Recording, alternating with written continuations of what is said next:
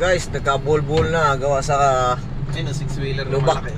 Ayan, sa kalsdaan, no? Like pang, lublubo ng kalabaw. Ayan, no? Lublubo ng kalabaw sa probinsya. Oo, may malalim na ganyan sangka. Oo, yan, gustong-gusto. Paborito ng kalabaw yan. Malalim. Ang lalim na yan. Tapis mo pa yan. Galing yan. Usib, oh. Ano usib? Oo, tatanggalin ko, oh.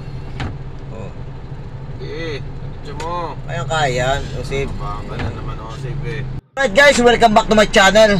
Ayan, kahit linggo, ayan, tuloy tayo sa ating biyahe, sa ating hanap buhay. Ayan, ito nga, kahit linggo ay wala tayong diop.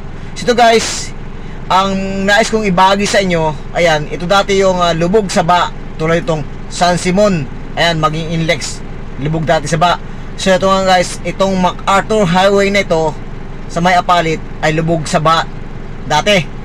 So ito nga guys, at ipapakita ko sa inyo ngayon kung anong pinagbago dito sa along MacArthur Highway ng Apalit. Alright, so ito guys, samahan niyo ako. Let's go!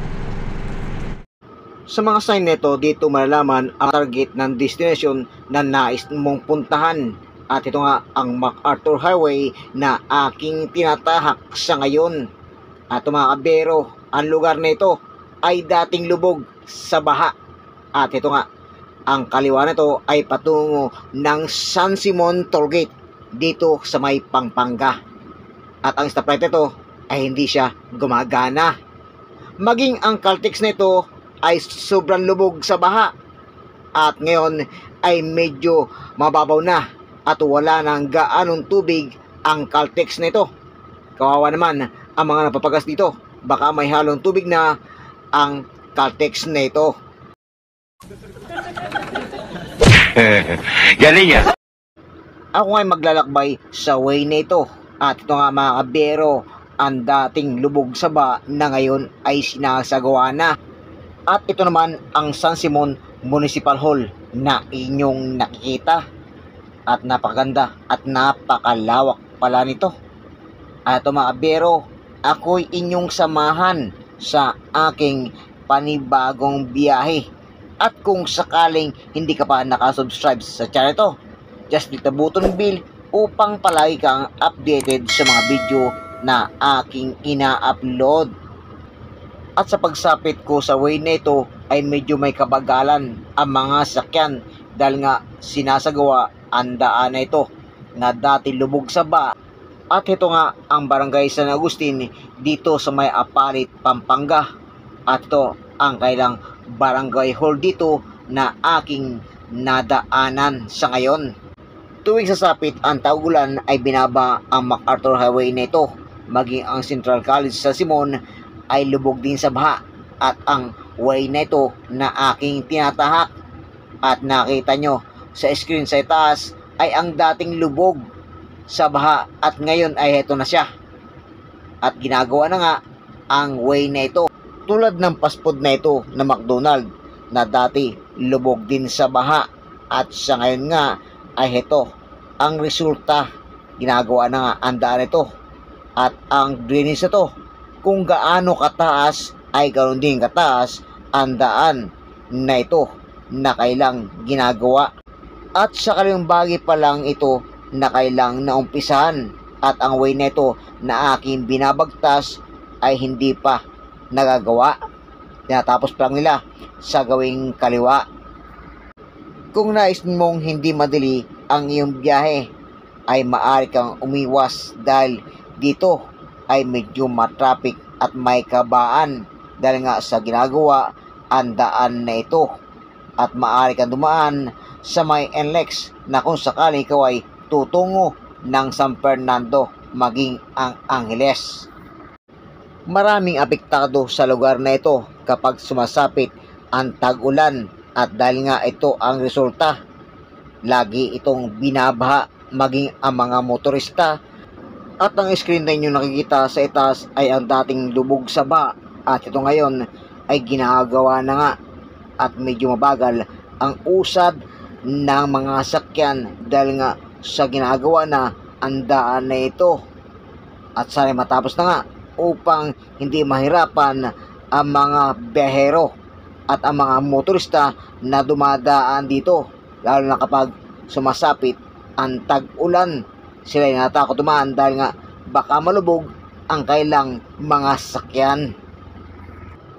Pagkalipas ng barangay San Agustin dito sa may Apalit, Pampanga, ay di na gaanong binabaha at di na gaanong lumalalim ang tubig. Pagsapit naman ng Sampaloc sa may Apalit ay muli namang lumalalim ang mga tubig kapag tag-ulan, at maging ang daan na ito ay nagkasira-sira na, at nga sa ngayon ay sinasagawa na at tinataasan na ang daan na ito upang hindi bahain kapag sumasapit ang tag-ulan, at hindi na rin lumalim ang tubig upang ang mga sakyan dito ay safe sa kanilang biyahe. At tulad nga nitong lugar na ito at dito nga sa may barangay Sampaloc ay inumpisa na ang pagsagawa ng daan nito, at kung gaano kataas ang drainage ay ganoon na rin kataas ang kalsada na sinasagawa sa ngayon upang hindi bumaha kapag sumapit ang tag-ulan o hindi lumalim ang tubig nito.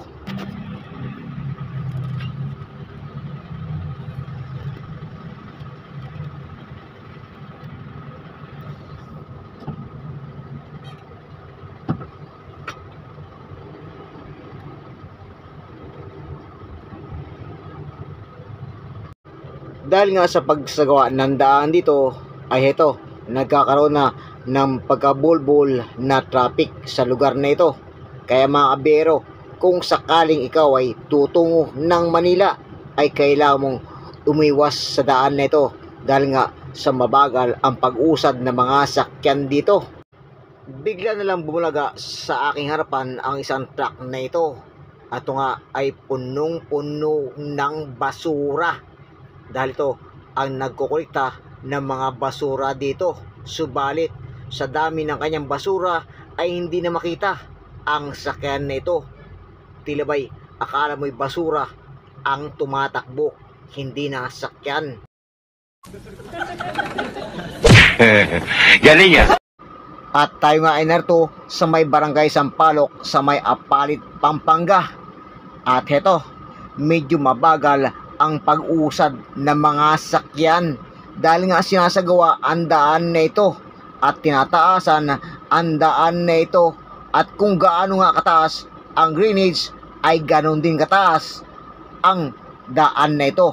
Kaya ang ilang mga residente nito ay lubog sila at mataas pa ang kalsada na ginagawa sa ngayon. Kaya pag natapos ang daan nito at mataas ay lubog ang ilang residente dahil ang kalsada ang nakautlaw at ang ibang residente ay lubog, yung mga nakatira dito sa gilid ng kalsada nito na ginagawa. Tulad ng isang greenies ito, makikita mo ay napakataas, kaya kung gaano kataas ang greenies na yan ay ganoon din kataas ang kalsada na gagawin. Napasin nyo, halos lubog na ang residente rito, maging ang mga may negosyo rito. Habang ako'y narito at dahil nga mabagal ang usad ng aking sakyan ay heto, aking pinagmasdan ang ilang mga residente rito at ang greenies nito na napakataas, dahil nga kung gaano kataas ang greenies ay ganoon din kataas ang kalsada na gagawin or yung tatambakan pa nila. Pagkatapos may taas ang kalsada nito, ano kaya ang resulta nito? Dahil ang kalsada ay mataas, ang mga residente ay lubog, paano kung magbaka muli at barado ang ster nito? Siyempre, wala nang madadaanan ang mga tubig at mangyayari sa mga residente ang bagsak ng tubig nito, at sila naman ang magiging lubog sa baha. Galing yan. Malaki ang pinagbago sa ngayon dahil dati-rati ay halos parang lubluban na ng kalabaw ang daan na ito. At patuloy ko pa rin pinagmamasdan ang daan na ito habang ito ay isinasagawa. At dahil nga away na ito ay patungo ng Malolos dahil kami ay tutungo sa lugar ng Bulacan. Maging ang isang truck na ito ay halos di na makita dahil sa punong-puno ng basura ito, dahil ito ang nangulikta ng mga basura dito sa may lugar ng Pampanga. At ito nga, bigla akong siningitan ng bulldozer na ito dahil nga umpisan ang pagbubungkal ng daan na ito upang pumantay na at ang mga butas at lubak-lubak na daan ay matabunan. Patuloy akong nakabuntot sa bulldozer na ito at ito nga ay medyo mabagal ang pag-usad ng mga sakyan dahil sa bulldozer na ito. Kung papasnan mo ang dating lubak-lubak na daan ay heto na siya ngayon at pantay na at patuloy na sila sa kailang pagsagawa sa daan na ito dahil nga ito ay tinataasan upang hindi malubog sa baha ang daan na ito.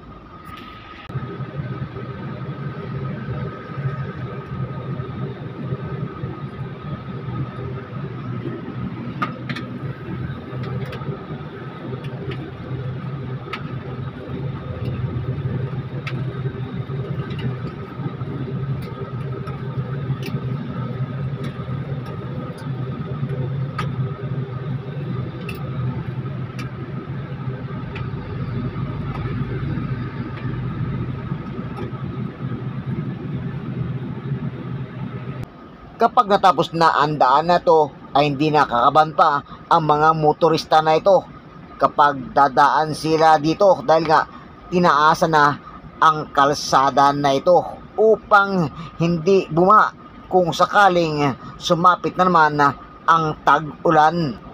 Patuloy pa rin ako nakabuntot sa bulldozer na ito at napansin nyo sa kanang bagi ko ay meron ng sementado. Ibig sabihin ay meron na silang nagawang kalsada at ito nga ay naitaas na ang kalsada nito. At dito naman sa kalawang bahay ko ay tambak pa lamang at hindi pa ito nabubuhusan ng semento. At patuloy ako sa bulldozer na ito na aking sinusundan. Ninais ko mang mag-overtake subalit hindi ako maka-obra dito dahil sa lapad ng bulldozer na ito at baka magalit ang operator nito.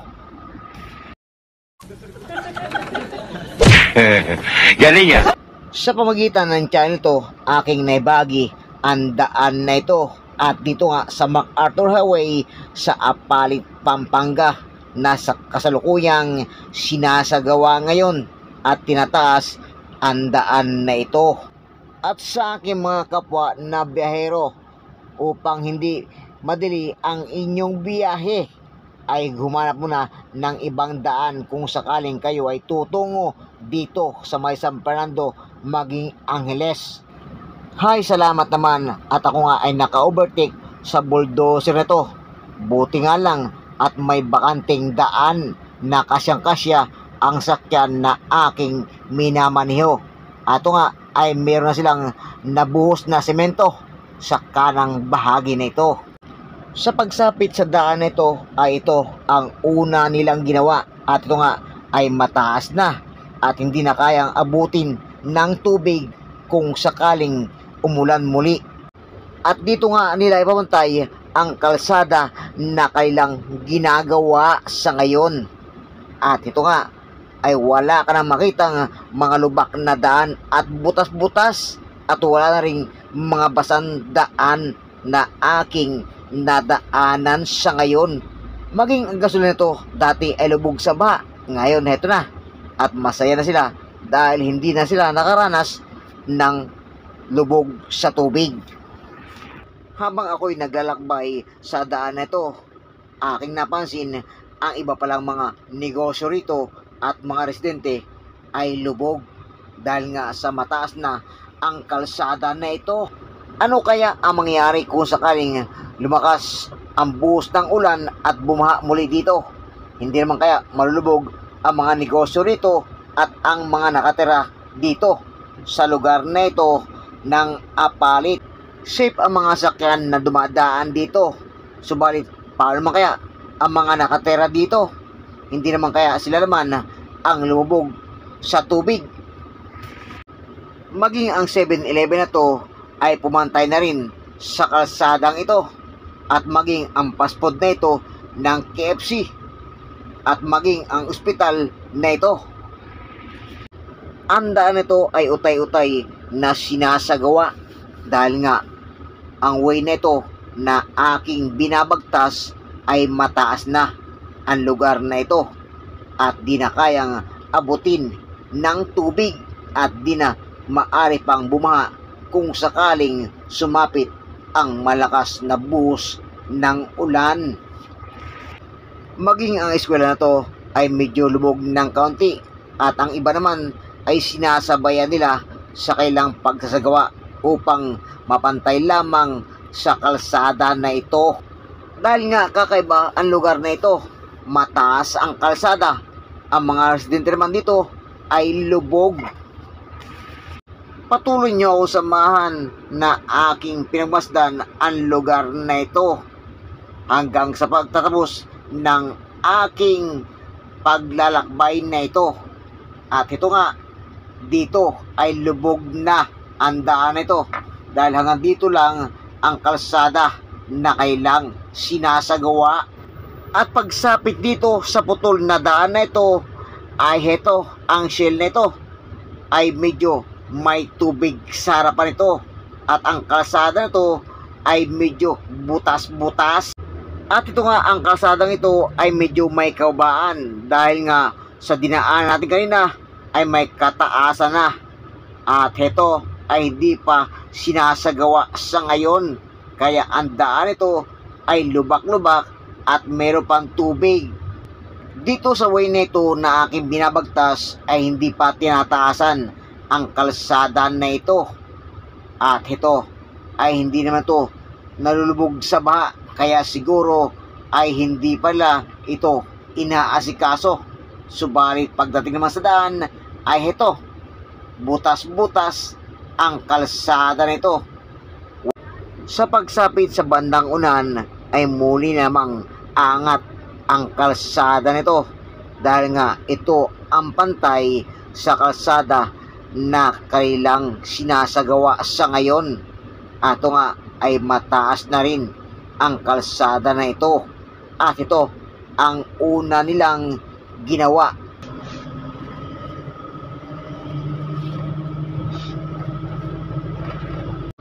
At dito ko napansin ang ilang residente at mga negosyo na lubog dahil nga sa ang kalsadang ito ay ang unang ginawa nila at una nilang tinaasan, maging ang docks ay lubog rin. At dito rin matagpuan ang bagong terminal ng Victory Liner na patungo ng Cubao Monumento, Caloocan.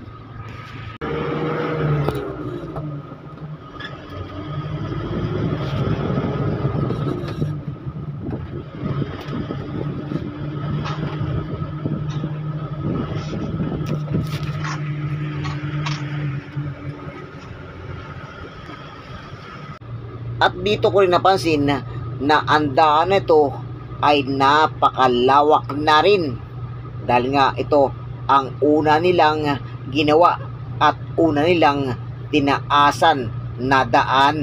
Maging itong patungo ng munisipal nitong Apalit ay sinasagawa na rin dahil nga medyo mababa ang lugar nito at ipapantay sa daan na ito na kailang tinaasan. Maging itong public market ng Apalit ay mukhang nakasara dahil nga sa ginawa ang kalsada nito at tinaasan. At heto naman, kapag kumanang ka ay patungo ng Makabebe, maging ang Masantol. At ito nga ay dahan-dahan akong umusad at pinagbigyan ang kotse nito. Sa pamagitan ng channel na to, sana nagustuhan nyo ang aking naibahagi sa inyo. At dito nga sa lugar ng Apalit, Pampanga. At dito nga ako naglakbay. Sana isamahan nyo ako muli sa aking pagbabalik at panibago ng biyahe ang aking ibabahagi sa inyo. Maging ang Makdura na to ay medyo lubog din dahil ito ay hindi sinabayan sa pagtaas ng kalsada na ito. Bye-bye mga kabiro. See you later.